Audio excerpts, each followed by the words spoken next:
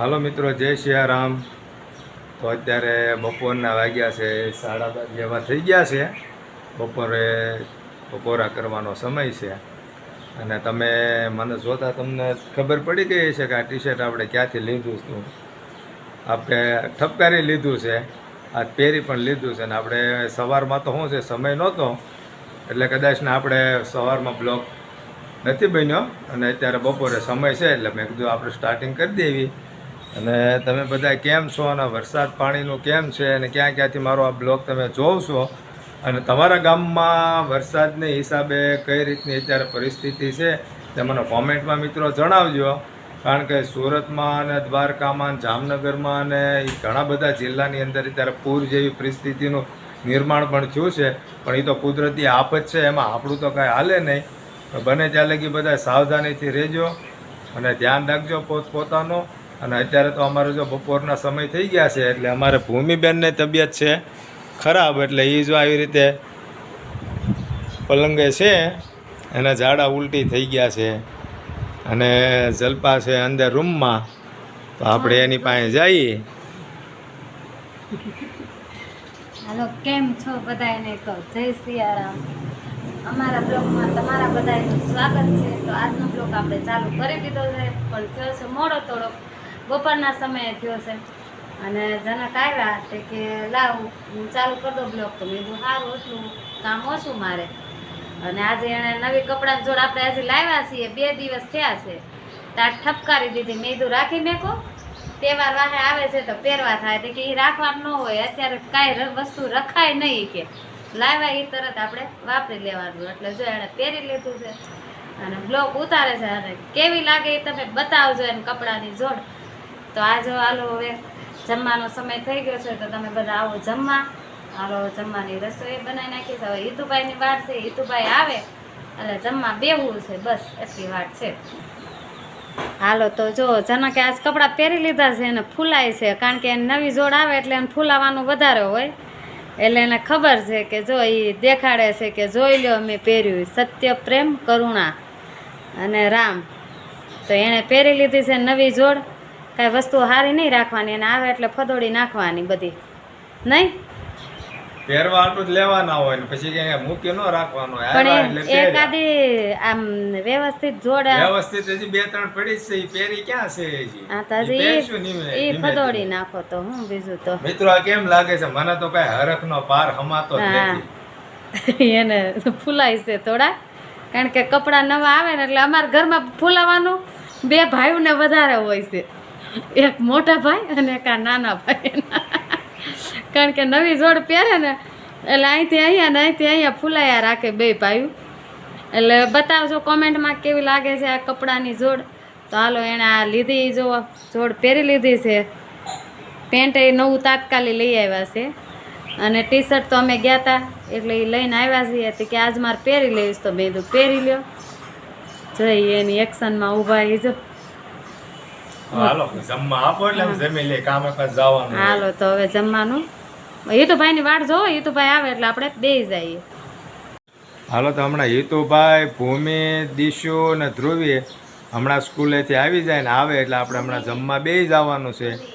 તો જો એ આવી જ ગયા છે, તો અમારા હિતુભાઈ દોડ્યા, આ દર્શિતા અને આ ધ્રુવી।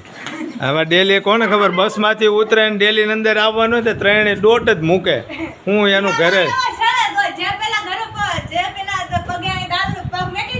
હા વિનરમાં પછી કાંઈ ખાવામાં કાંઈ મળે કે પછી ઢેકા પાટો મળે? દીશો તને શું મળે? તો તું ધીમે ધીમે હાલીને આવતી હોય તો દોડીને આવી તે હા ચડી જાય।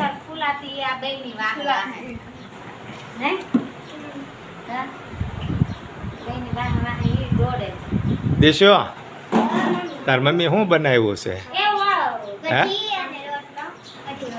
કઢી રોટલો? એટલે હાજનું ખાણું છે એ બપોરે બનાવ્યું છે તારી માએ? તારી માને એમ અત્યારે બનાવી ના કોઈ સાંજે હાલે એટલે કઢી બનાવી છે, જળાય છે એવી? હે 3 ટાઈમ 3 હું 3 ટાઈમ અત્યારે આગળ બની જાય। એટલે નાસ્તો તો ન કરે બનાવવાનો પણ અત્યારે તમે બનાવે છે પણ હા છે તમારે શાક ગમે કાંઈક ને કાંઈક વસ્તુ હોય જ તે.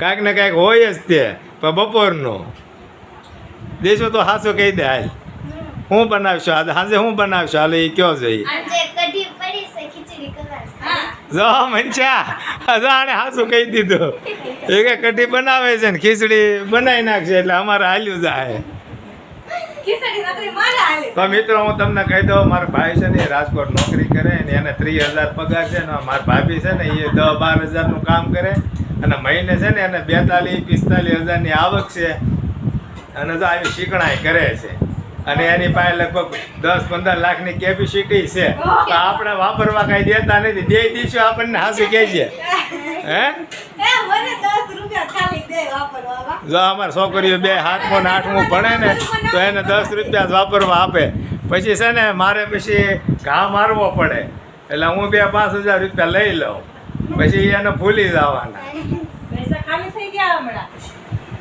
ખાલી થઈ ગયા પૈસા હવે નથી.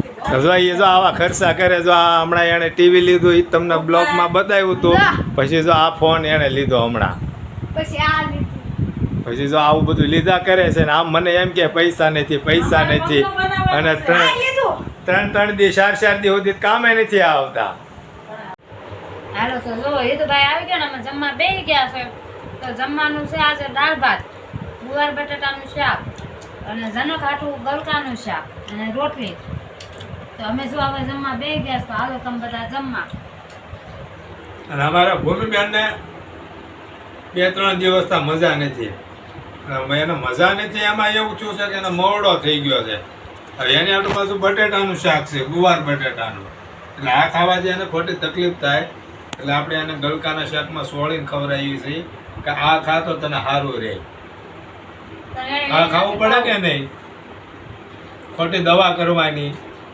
એના ગુવાર બટેટા ખાવા મારે બપોર હવારની બાજે છે ગુવાર બટેટા કરજે તો ગુવાર બટેટા કર્યા તેને પપ્પા હવે એને જમવા નથી દેતા ગુવાર બટેટાનું એમ કે ગલકાનું ખા હવે બેન દેવાના છે તો ખાતી નથી જો તો હાલો મિત્રો બધા જમવા અને બીમાર હોય ત્યારે હું ખવાય એ મને તમ તારે કહેજો કારણ કે આવું ન ખવાય અત્યારે રોગચાળો ફાટી નીકળ્યો હોય એટલે અત્યારે હળવો ખોરાક ખવાય જેથી આપણે શરીરમાં પાચન થઈ શકે ખોટા બીમાર ન પડીએ માખીઓ અને મચ્છરનો રોગચાળો અત્યારે ભરડો લઈ ગયો હોય એટલે આવું હળવું ખવાય મને એટલી ખબર પડે ને હવે હળવું ખાજે તો મિત્રો હું તમને એક વાત કરું કે અમારા પાડોશમાં જ એટલે કે ઓડ સમાજ છે અને એ લોકોને અત્યારે શું છે નવરા હોય ઈંટનું કામકાજ અત્યારે હોય નહીં એટલે એ લોકો અત્યારે ચોમાસાના સિઝનમાં જ એના લગ્ન પ્રસંગને એવું કામ કરવાનું હોય કારણ કે 8 મહિના તો ઈંટું પાડવાનું ને એવું બધું કામ હોય એટલે એ સમયમાં એ કોઈ લગ્ન પ્રસંગ કે કોઈ એવા પ્રસંગો કરે નહીં એટલે અત્યારે એ લોકો ફ્રી હોય એટલે પ્રસંગો હોય એ અત્યારે જ હોય તો અમારા પાડોશમાં જ એક લગ્ન છે ને જાન આવી છે તો હું તમને બતાવું કઈ રીતના એનામાં રીત રિવાજ હોય તે આપણે જોઈ તો હું તમને લઈ જાઉં છું ને ત્યાં લગી બ્લોકમાં બન્યા રહેજો તો મિત્રો જાન આવી એના વરઘોડો ચડ્યો એટલે જે માતાજી હોય કે જે તેઓ એના લગ્ન પ્રસંગ હોય સારા પ્રસંગમાં જ એનું દાપુ લેવા આવતા હોય છે એટલે એના સગા સ્નેહો હતા એ બધા સમજાવતા હતા અને થોડા ઉશ્કેરાઈને વાત કરી હતી પણ પછી તે થાળે પડીને દાપો લઈ અને એ જતા રહ્યા અને પછી જાનૈયાઓ હતા એ બધા જોરશોરથી નાચવા લાગ્યા અને ડીજે પણ હતું અને ધૂમ મચાવી અને બહુ મસ્ત રીતે ડાન્સ કરતાં માંડવે જાન લઈ જતા હતા અને મારે થતું હતું મોડું એટલે પછી આપણે એટલું જ બ્લોગમાં લીધું છે અને તે લોકો ડાન્સ કરતાં અને આ વરાજાભાઈને ઉતાવળ હોય તડકાના જમવાનું તો અમારે કેવીવાળી બસ હતી સ્કૂલની બસ તે બસ આવી ગઈ અને વાટ જોઈને જ બેઠા તમે છોકરાઓ હમણાં આવશે તા બરાબર વરઘોડો ચડ્યો હતો તમે એક દુલ્હન બ્લોગમાં લઈ જ લો તો મિત્રો તે કેવો બ્લોગ લાગ્યો તે લાઇક શેર અને સબસ્ક્રાઈબ કરવાનો મિત્રો ભૂલતા નહીં અને આ બ્લોગ પછી આપણે એન્ડ જ કરશું